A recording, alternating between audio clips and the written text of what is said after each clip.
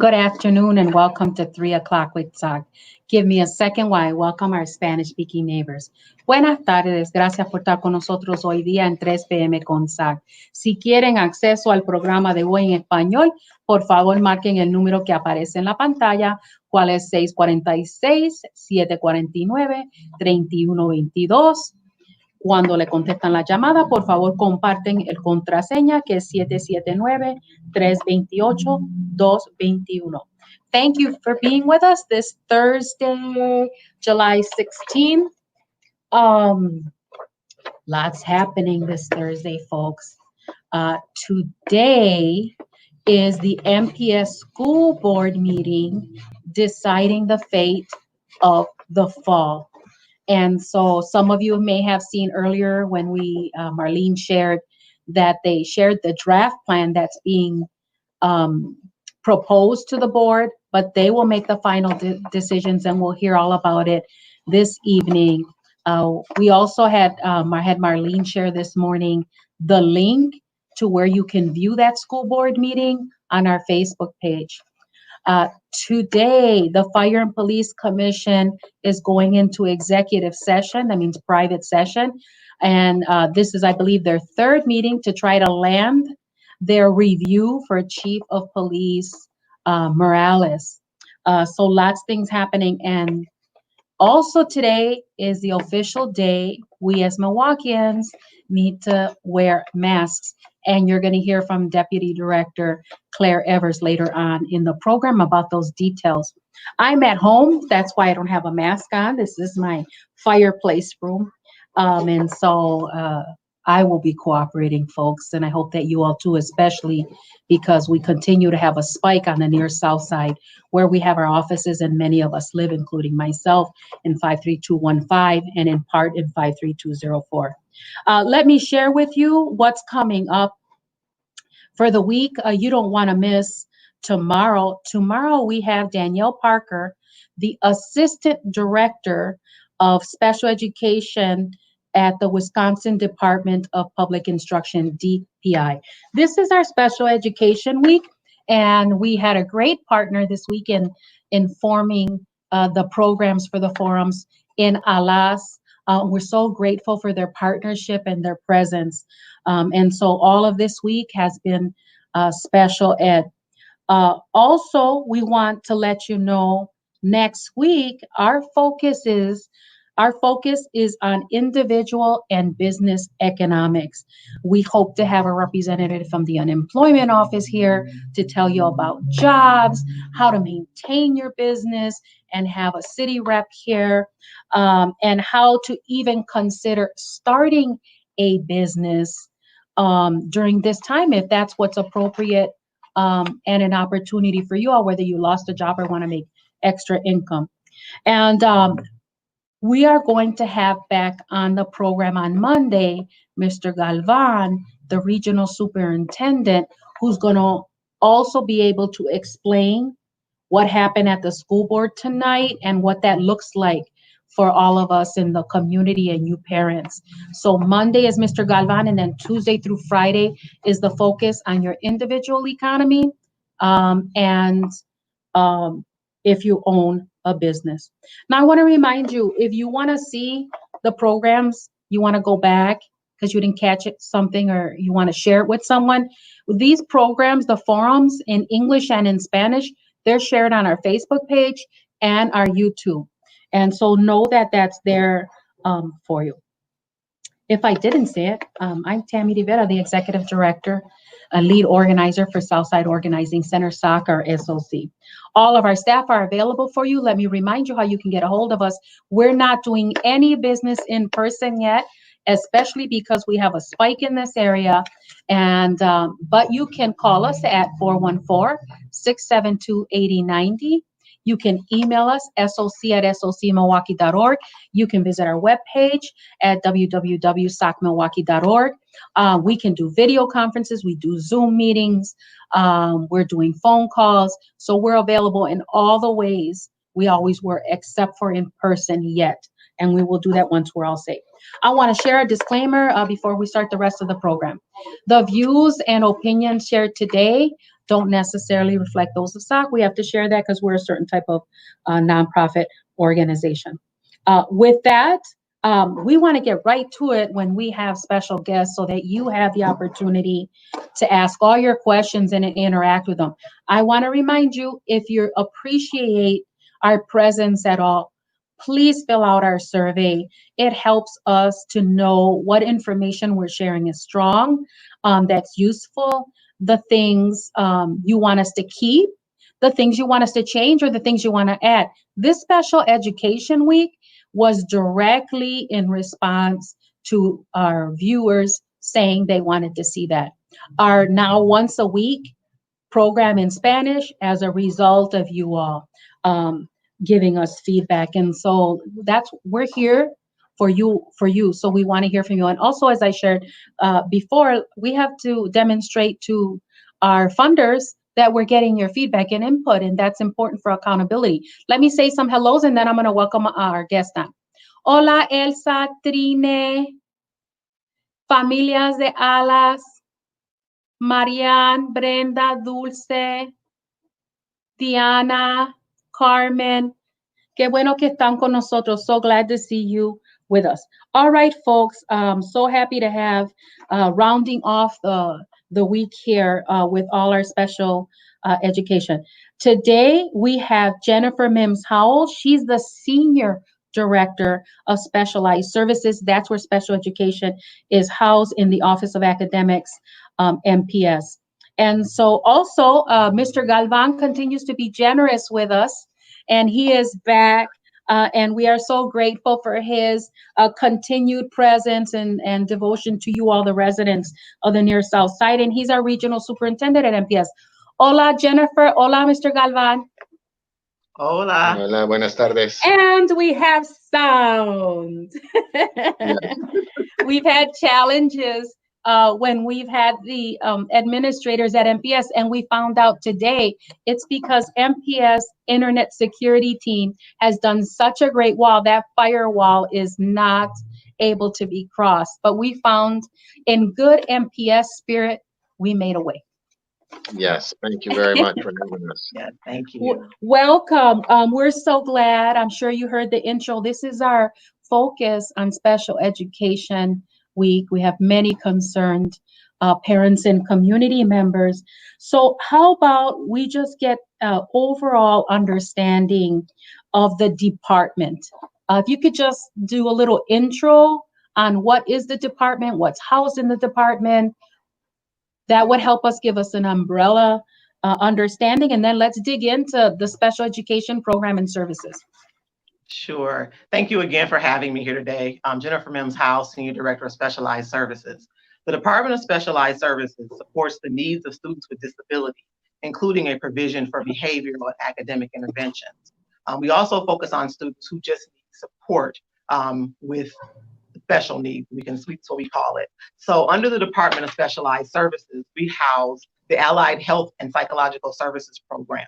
This area consists of our assistive technology services, audiology services, nursing, occupational and physical therapy, psych services. Our 504 plans are housed here as well, and speech and language.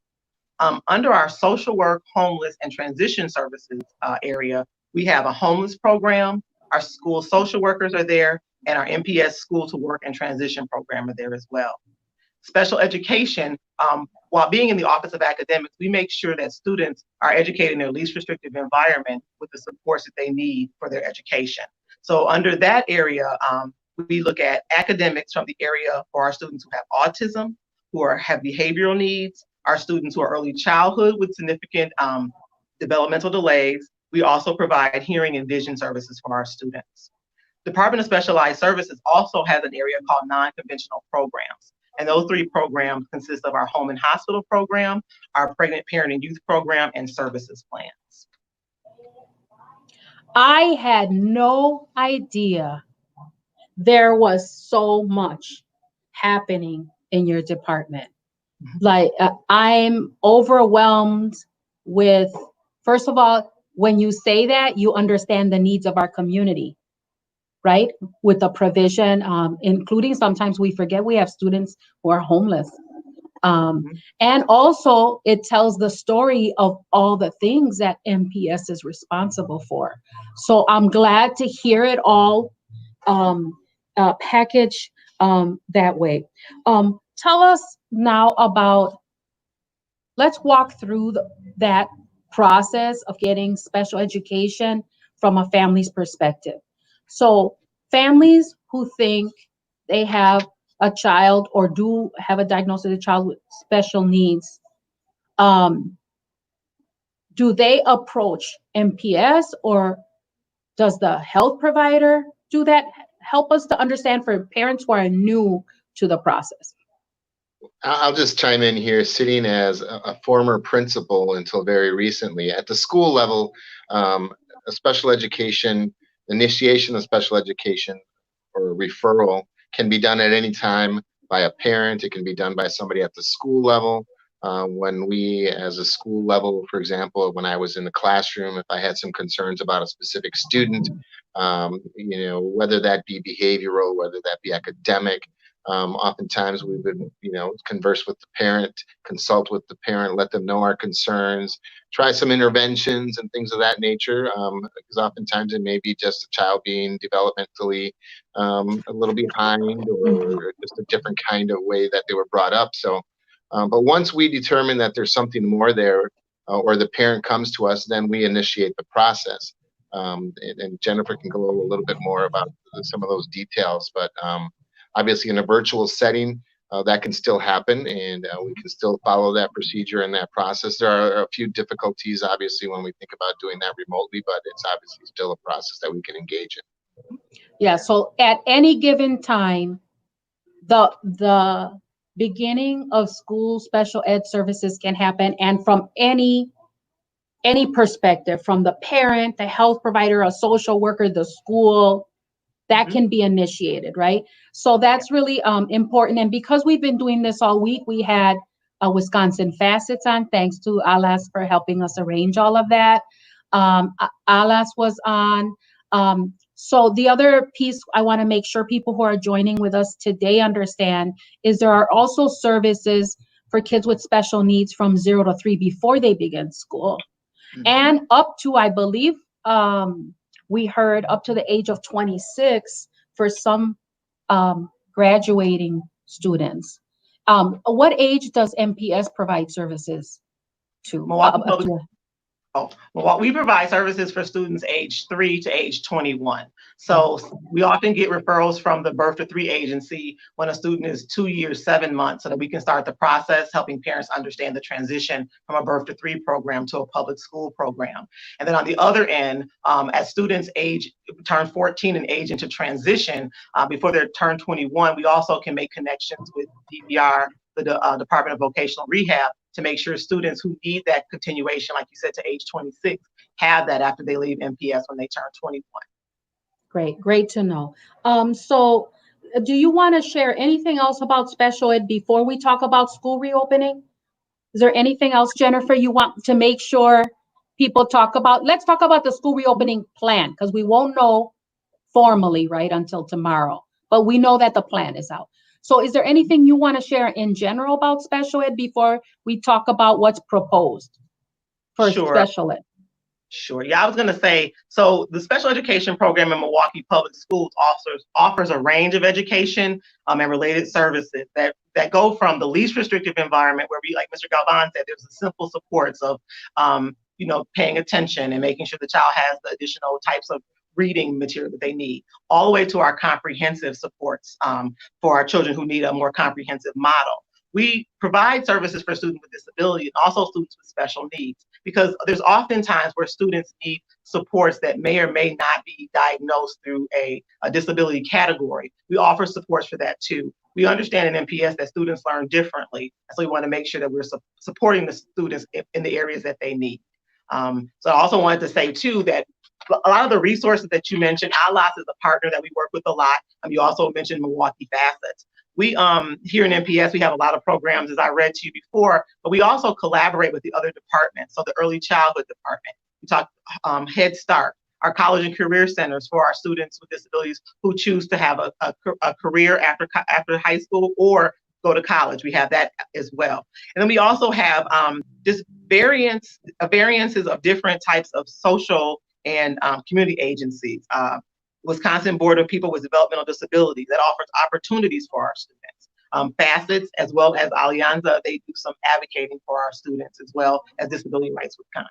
So we work with our partners closely, and we always collaborate on Latino Floral that we have in the fall and our Celebrating Abilities in the spring, bringing our community into our schools that we make sure we have a connection so parents know that they have services when needed. Good to hear. Now let's talk about what's proposed for special education for our families who are on the line. We have quite a few. I think you all can see the live comments like I can. Cleo, I'm sorry. She's saying it's frustrating that all of us are talking for her to figure it and hear it all out. Maybe it'll help if I slow down a little, because I know I'm guilty of talking very fast. And I feel bad for our interpreter who always has to figure it out. So tell us what's proposed, what's going to change for families with kids with special needs, or what's proposed for the changes for the fall? Well, as we look at tonight, obviously there in the plan, the proposal was to phase us in, first beginning virtually, then doing a hybrid, and eventually getting back face to face, which is obviously what we all want. But obviously, we all know what's going on out there. We know the pandemic has had a major impact on everybody's lives. Before I go into that, I just wanted to make mention of the fact, and you touched on it a little bit earlier when you heard all the services that are provided through one department that Ms. Mims Howell is in the lead of.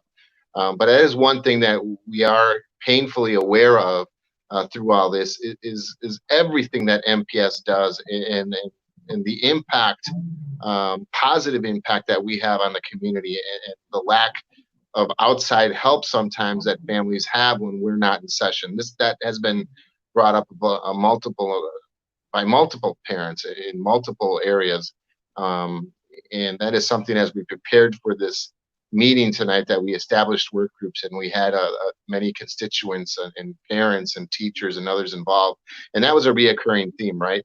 The idea that people didn't know how much MPS has done for this community. And when we weren't able to do those things, the lack of kind of outside help that they could get. So I do want to thank you for providing service to our family on the Southwest side and all those that do similar things in our communities. But it is something that is troubling in terms of, we have to consider what other help can be provided out there. Because the reality is that, when this pandemic hit, and possibly others in the future, there will be times when we're not going to be able to be face to face, right? And then how do other people help our families, and what is their responsibility in that? And that is not passing the buck. That's just a reality that we've been faced with as we look at what we're going to face coming up when we reopen schools. In terms of what special ed we'll continue to do, we'll continue to provide services to all our students to the best manner and according to IEP that we can. We obviously will consult with DPI, with the local health department, the CDC, as to when we can move through our phases. And again, I don't want to get too far ahead of what will happen tonight, because again, this is still got to be approved. This has still got to go before the board. But if things are approved and we move into that first phase of virtual, again, we'll still be providing services virtually. Special education teachers will have that platform to do that as well. And we'll detail some of that tonight, I believe. I know in the presentation. I'll let Jennifer add anything to that. I was going to say, like you said before, we will continue to take in referrals from parents, and Mr. Galvan stated as well. It's sometimes difficult to do in-person assessments, but we will contact parents and talk about their concerns. We'll take the referrals in, and we will continue to have packets available at our stop and go sites for parents who want to pick up additional materials to look at. And then, like we did in the spring when we were closed, starting virtual means that parents and teachers will have time to communicate a little bit about They're going to be working on IEP goals to make sure that students have what they need and are getting the types of support that they need in their general curriculum. Just as all students are offered opportunities to participate virtual, the blended model, and face-to-face, students with disabilities will also have that opportunity with the supports that they need to get through the educational process as outlined in their IEP. We will continue to contact families that want to have IEP meetings because some of the goals can be worked on at home. There may be things that have changed. There may be growth a child has made. We want to hear that from the families who have been with these students for the last few months. That's good to know. So for people to understand, the proposed plan is start all students out virtually. Then at some point, we can talk about benchmarks, right? In a second. At some point, then they'll be in school a couple of days and virtual a couple of days. And then whenever this is clear, people will be back in person. Do we know what the benchmarks are, or we're still going to wait from CDC and other people to know when's the threshold that blended comes in, or what's the proposed threshold? Again, some of that will be discussed tonight, so I really don't want to make a comment that I'm not certain of at this point, but know that there will be some guidelines or timelines that are presented. And again, okay. To be fair, we also need to understand, when we look at the numbers, there's now significant evidence that the numbers are going up, right? So even plans that are proposed and passed may need to be adjusted.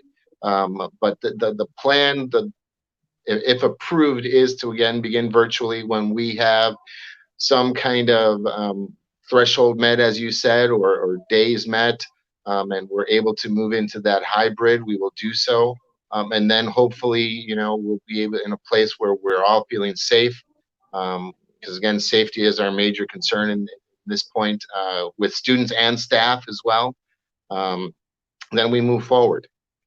But again, during virtual, we will still continue to provide services, as Ms. Mims Howells has stated. And as I mentioned last time as well, we will be doing things to help parents and families become accustomed to this. I know last time when we closed, it was kind of a shock to everybody, right? Mm-hmm. It was not expected. There was very little time to kind of prepare for that.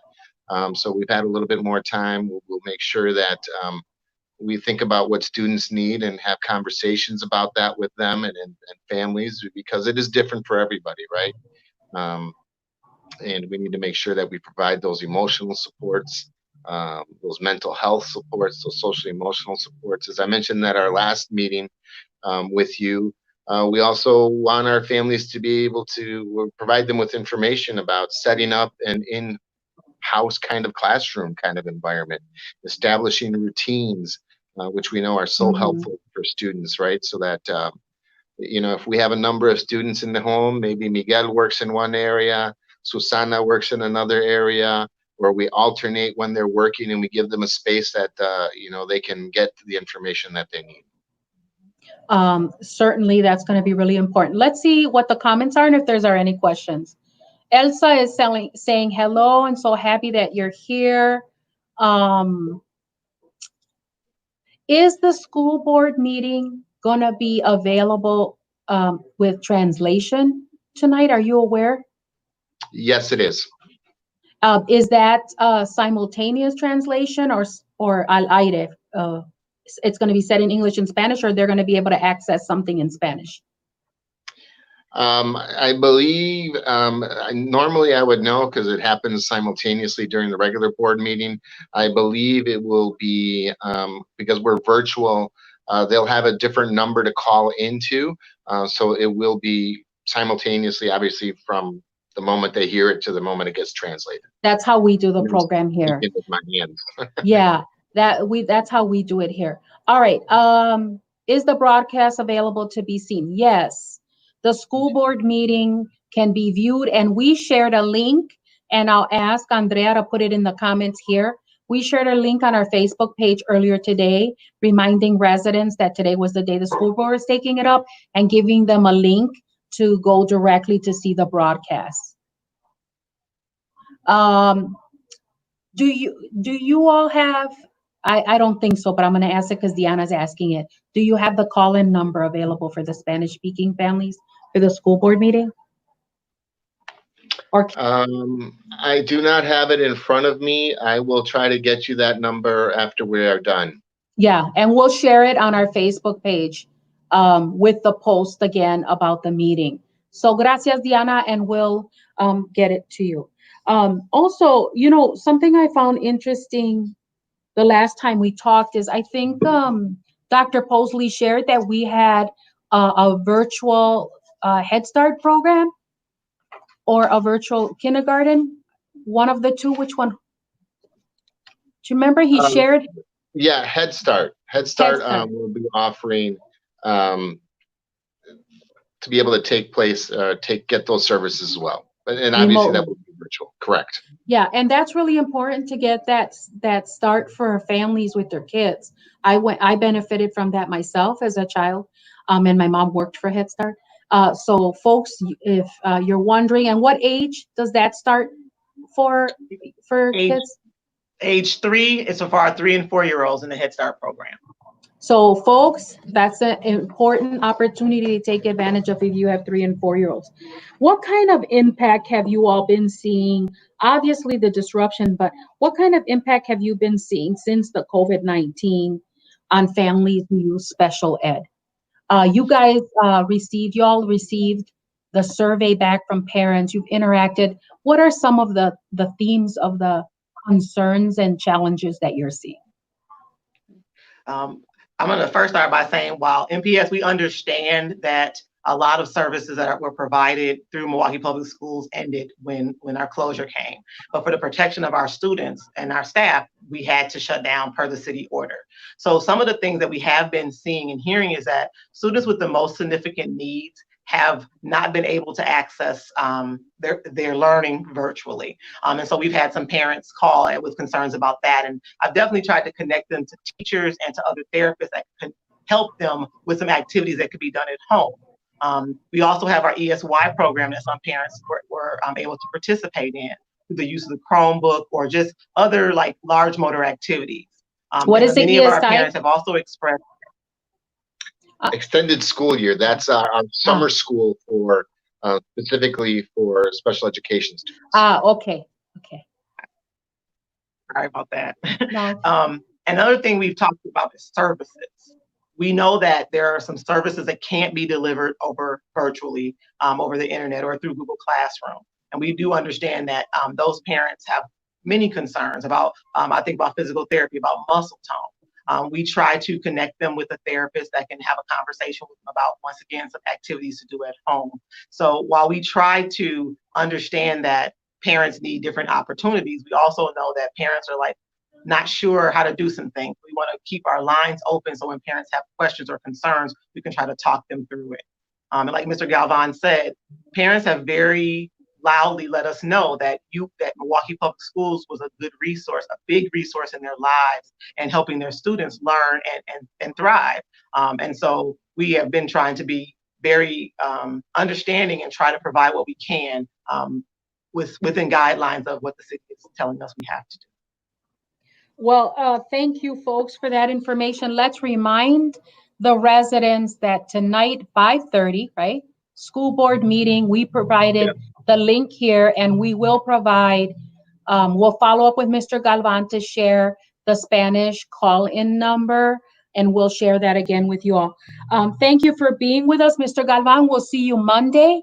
And hopefully we'll have some decisions by the school board and be able to give folks some better direction on the details of accessing their educational programs and service. Thank you. Be safe. Thank you. All right, folks. So glad for our partnership with ALAS to bring this week to you and this important information. And also the other part that's really important about this is for you to get to see the people and access the people who are in leadership roles at MPS Special Ed and in other places. And so we're really honored to be able to bring those folks with you. With that, I want to remind you all please do ask questions. Please do engage. I'm asking now for Marlene Zoran, our coronavirus coordinator, to join me. She's going to take over the next segment of the program, and you're going to want to hear all about it, especially because today is our Milwaukee Care Start, our mandatory mask wearing. So we'll invite Marlene up. Hello. Hola, Marlene. Hola. Hi, everyone. I hope everybody's having a great day so far today. I want to quickly just give an update or an outline of what I'm going to be talking about today. So today I'm going to have the mask up challenge, and I'm going to talk about some updates on parking for downtown, and then we're going to have Claire Evers come on. So for the mask up challenge, we want you to take a picture of yourself wearing a mask and put it up on your social media platforms. So you can tag 3 friends, and those friends can put up their selfies as well. And so we can start a movement to create community by allowing everyone to wear their masks everywhere they go. And this community is built on keeping yourself safe and keeping everyone else around you safe. So I challenge you to that, and you can also tag SOC at SOC, and then you can also tag UCC, which is also in collaboration with this, and you can put hashtag #MaskUpChallenge. Feel free to share why you wear a mask, and yeah. So in other words, in regards to masks, 16th Street Clinic also donated some masks to SOC, and we will be distributing those to our resident associations as well in the next week or so.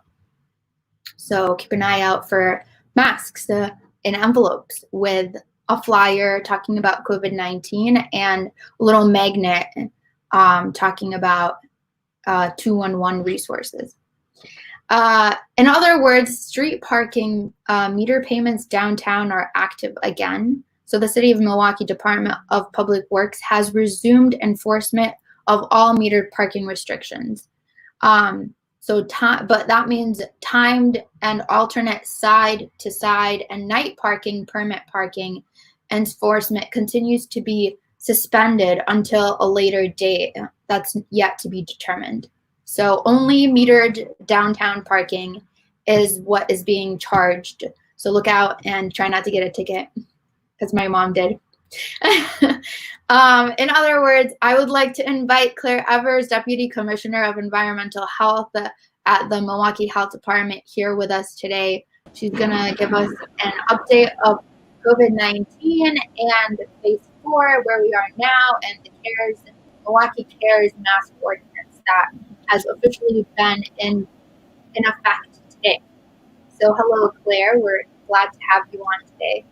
Hi, thanks for having me. And I love your mask up challenge. That's amazing. Yeah, of course. You can do it too. Take a selfie and tag us. Yeah, I will. That's amazing. I love that. Thanks for having me. Yeah, great. Okay, so my first question to you is, what is the Milwaukee Cares Mask Ordinance, for those that don't know? Sure. So the ordinance went into effect at 12:01 a.m. today. So the mask is effective throughout the entire city of Milwaukee, and it is a requirement for everyone. Basically, if you are leaving your house, you are required to wear a mask. So indoors, that means that you're required to wear a mask anytime you enter inside of a building. Outdoors, it means that you're required to wear a mask anytime that you are within 6 feet of another person who you don't live with. We're not concerned if you're going out on a walk with someone you live with outside, or a bike ride or whatever. That's not a problem. When you want to make sure that you're wearing a mask is when you are within 6 feet of other people. So if you are on a walk on a trail doing whatever, and it's pretty crowded, you're walking past people, you want to make sure you put that mask on. If you're out at the beach and you're not able to stay 6 feet apart from the people next to you, you want to make sure that you're putting on your mask. The reason for that is that as we're learning more about coronavirus, we're seeing that if people are wearing masks, if 2 people are talking to each other and they're both wearing a mask, the risk is much less to contract coronavirus. There was a study that was just released this week, and it was around a beauty salon where one of the providers tested positive for coronavirus, but the customers never got it from that person because they were both wearing a mask. So we're seeing that masks can be very, very effective, and we want to continue to move forward in the city of Milwaukee. So we're really hoping that everyone takes this seriously, and it's really not that big of a deal. People get used to it. Other cities are doing it. Other entire states are doing it.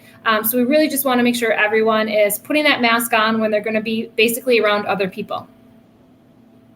Okay, great. Yeah, that's definitely what we needed to hear today. And, everybody, you can go buy, like cloth masks from any store at this point. Target has some.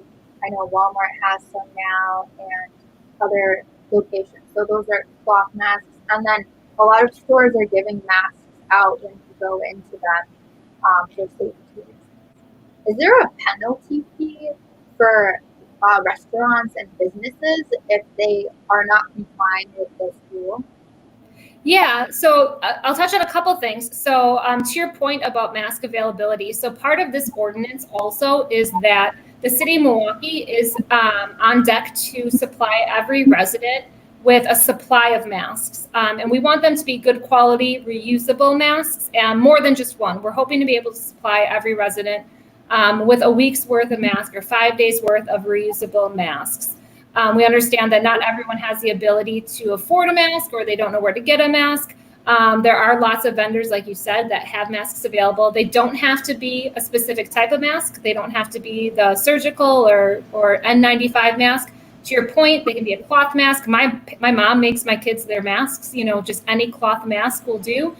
And we do want to recognize that some people have health issues that they can't wear a mask. So if you do have a health condition, whether it's a physical or a mental health condition where you cannot wear a mask, you are exempt. We're working on a process to be able to provide like an exemption card, so you're not hassled, and that we can keep the integrity of the program.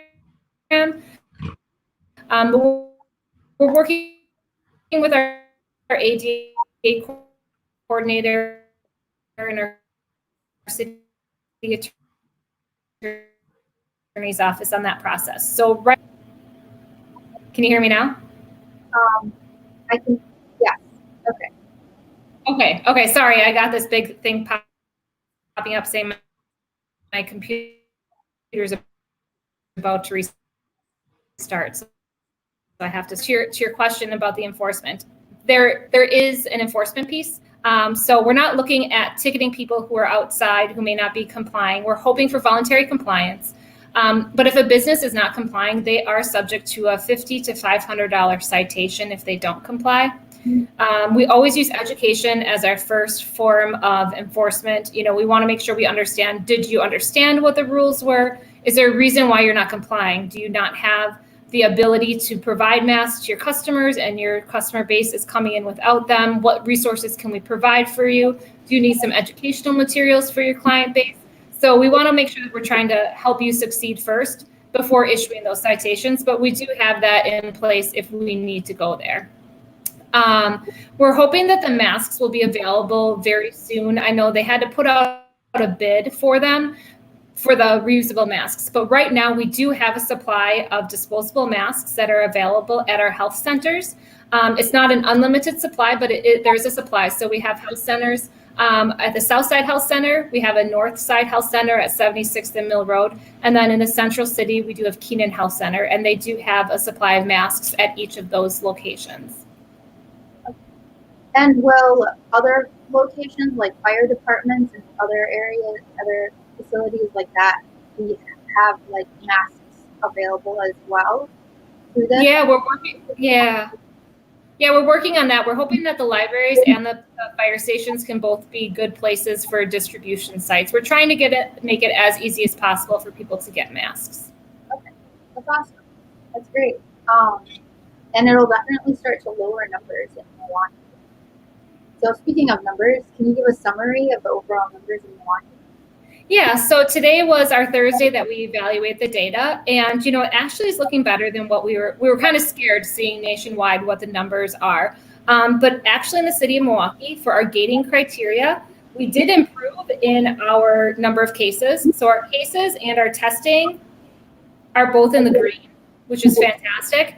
And the other measures, the testing and the care, we are in the green. Our cases, our tracing, and our safety, meaning PPE availability, are still in the yellow. But a really good number to look at is our positivity rate. So ideally, the positivity rate, meaning out of all the people who get tested for coronavirus, how many are positive? The number we want to be is at 5% or less. Right now, we're at 9.2%. So it's not great, but it is not terrible.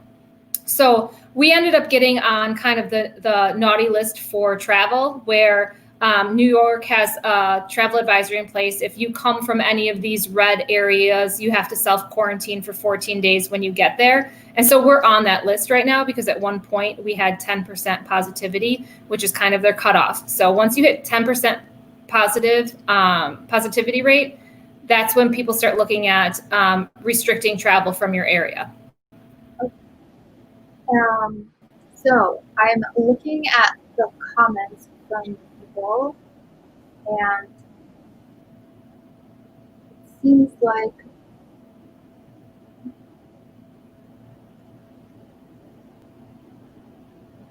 all right. Not sure, but it's not popping up for me. All right, let's move on.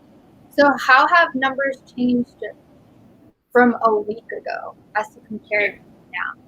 Sure. So I'm just going to pull up my notes here because they just reviewed the data today. So when we're looking at, and a lot of times our data, we look at different populations because we really want to see how this is affecting different members of our community and see where our resources need to be allocated. So I think if you can remember, at the beginning of the coronavirus pandemic, we saw our African American community was affected at a higher rate than others. And most recently, we've seen the Hispanic community having increasing rates.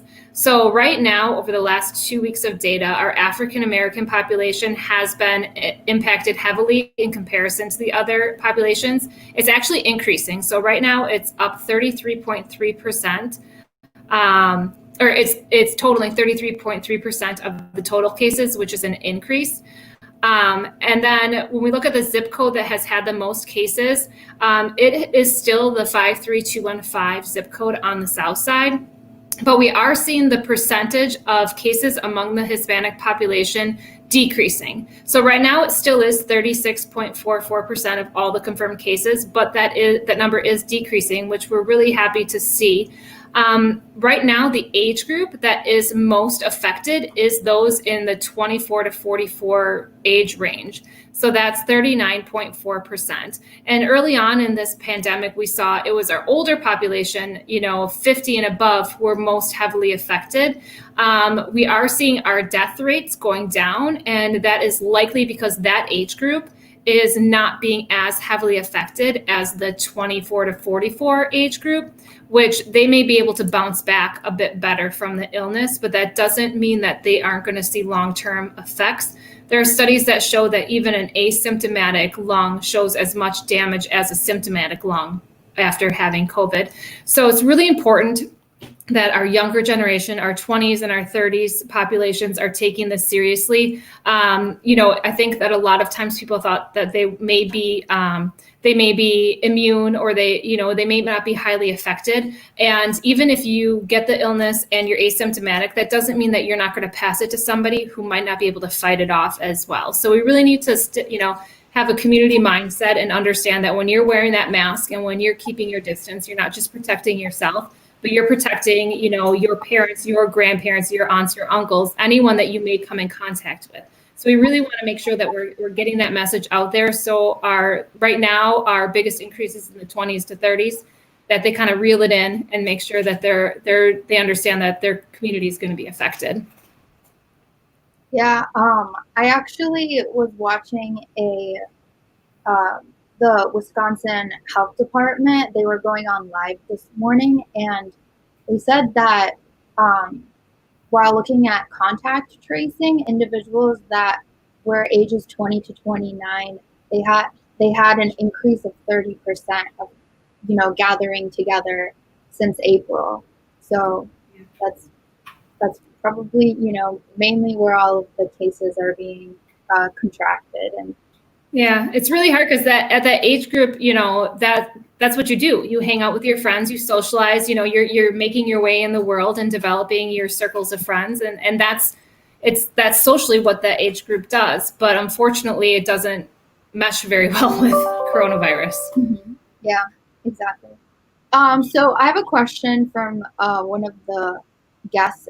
Is a bandana or other cloth covering okay for the Milwaukee CARES ordinance? It is. Yep. You just want to make sure that your cloth covering covers your nose and your mouth. So if you have the bandana tied snugly around your nose and your mouth, that would be just fine. You want to make sure no matter what you're using for your cloth covering, when you take it off, you don't want to touch the front of it. You want to make sure you're taking it off from the sides and setting it down because the virus could be on the surface of the front of your mask. So you want to make sure when you take it off, you don't touch it with your hands. If you do, make sure you wash very well with soap and water. And then you want to wash that mask after you use it. Okay. That's really good information for those that don't know. And another question I have here is, do people with health conditions have to have a doctor's note with them?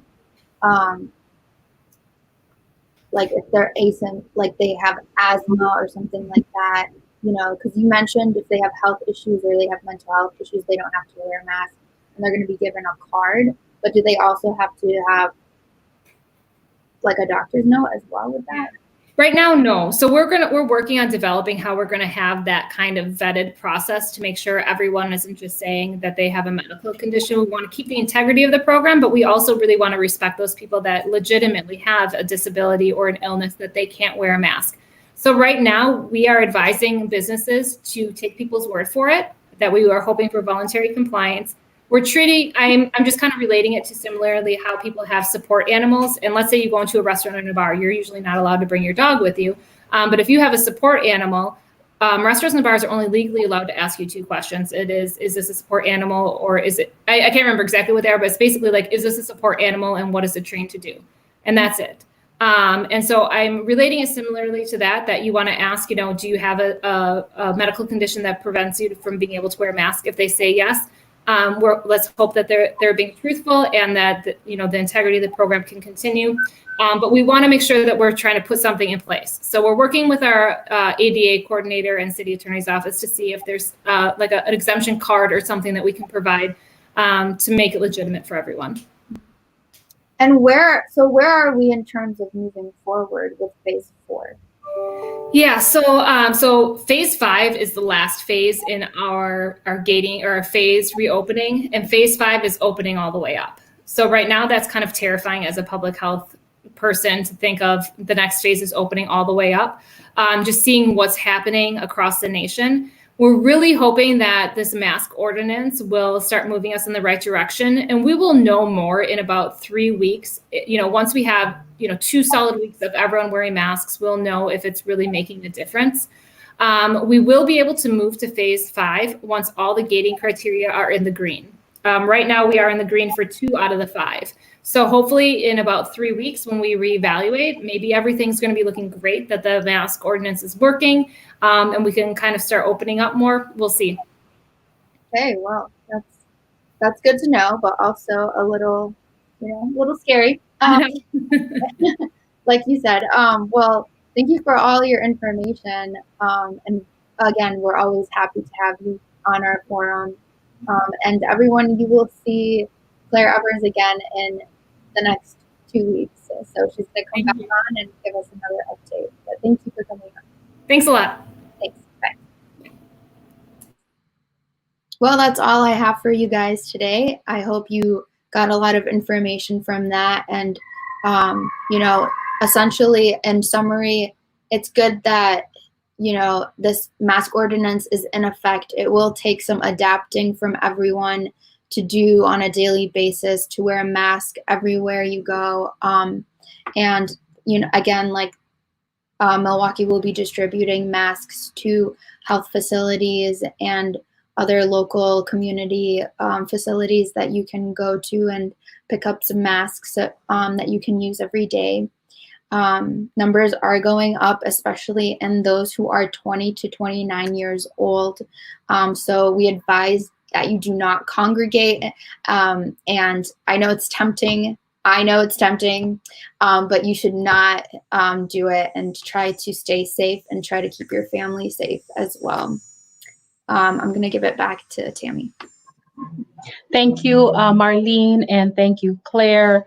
I know we didn't get an answer today about when the masks are going to be distributed. As soon as we find out, we will share that with you folks.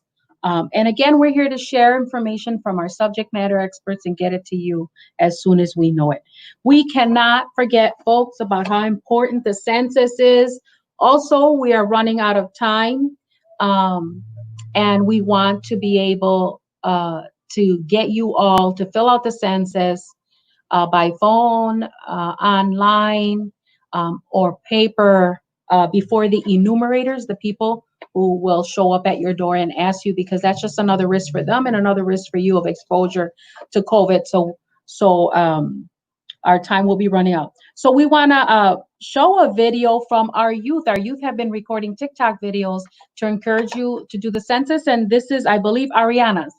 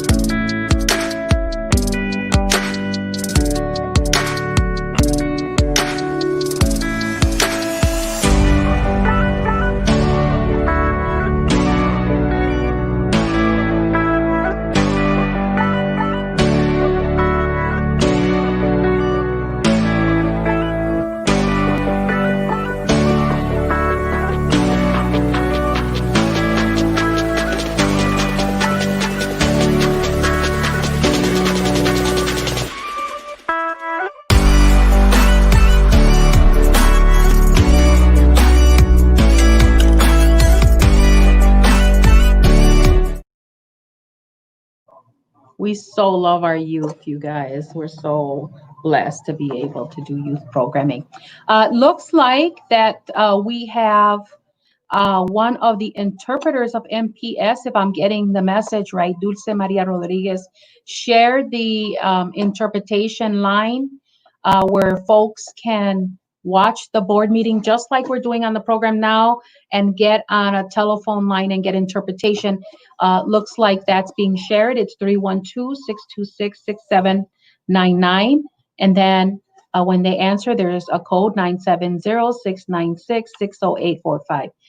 So thank you, Dulce, and we hope that works out for you all tonight, 5:30 MPS school board meeting. I'm going to ask our communications manager, Marisol, to remind us about filling out our surveys.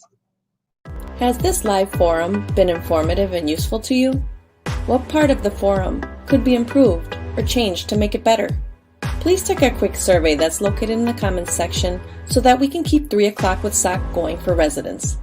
Thank you for tuning in. All right, folks, I want to remind you what's going to be on the forum tomorrow and next week because you don't want to miss it. So tomorrow wraps up our special education theme week in which we partnered with ALAS to bring this focus to you.